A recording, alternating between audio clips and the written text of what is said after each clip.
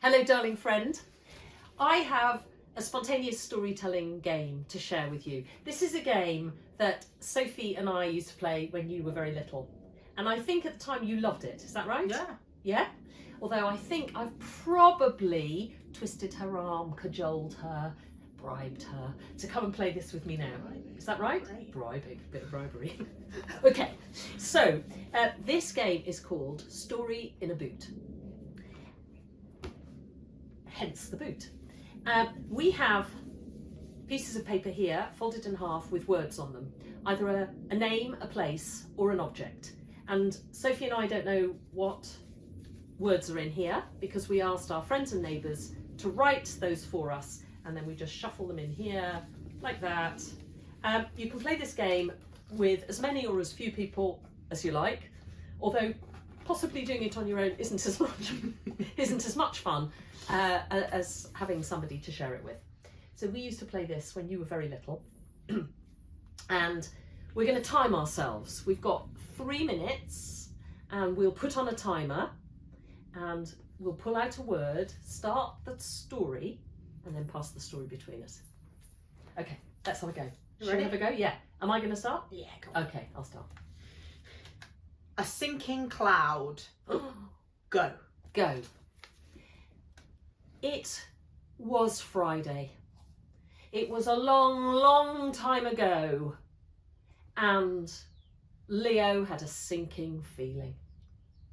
He was trudging up the hill as fast as he possibly could, but it was slippery and wet, and everything was sinking. The clouds were sinking. He had a sinking feeling.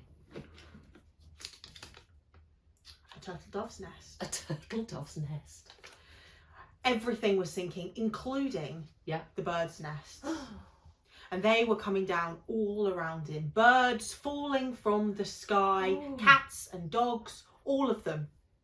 And including this one rather large turtle dove's nest. Whoa. Now, this seemed to lift Leo's spirits, and he thought, I could make this into a boat. Seeming as it's raining all around me, I might as well go out to sea. Aha. And you see, the thing with Leo is that he was a plumber, which is possibly why he got sinking feelings. The bottom of the sea. No way. That's possibly why he got sinking feelings often, because he had to deal with a lot of sinks and toilets and loos and baths and stuff. And he thought, do you know what? I'm done with those for the day.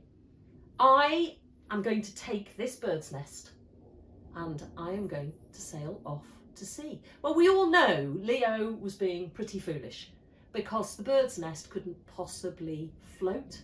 It was going to go to the bottom of the sea. Sink, in fact. Sink to the bottom of the sea. We have a theme running here. Leo didn't know this. He decided he was going to try. Liverpool. Well, as we all know about Liverpool, they've got docks. So we thought the best place to dock his boat would be from Liverpool. Yeah. So he got on a van, drove all the way up to Liverpool, yes, and then took his bird's nest out, while dogs, cats, everything around him rained hell.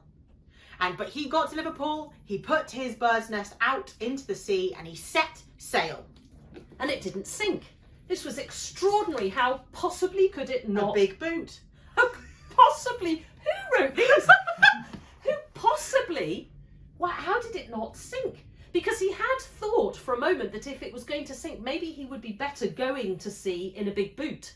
But he had them on his feet, and he thought, if I do that, I'm going to get wet feet.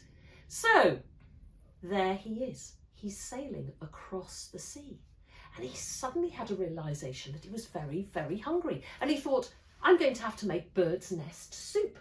How am I going to do that? I probably only have about 1 second left.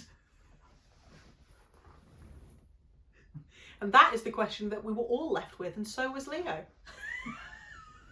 To be continued.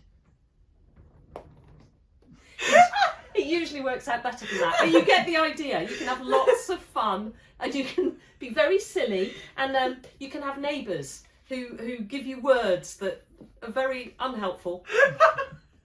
Thank you for joining us.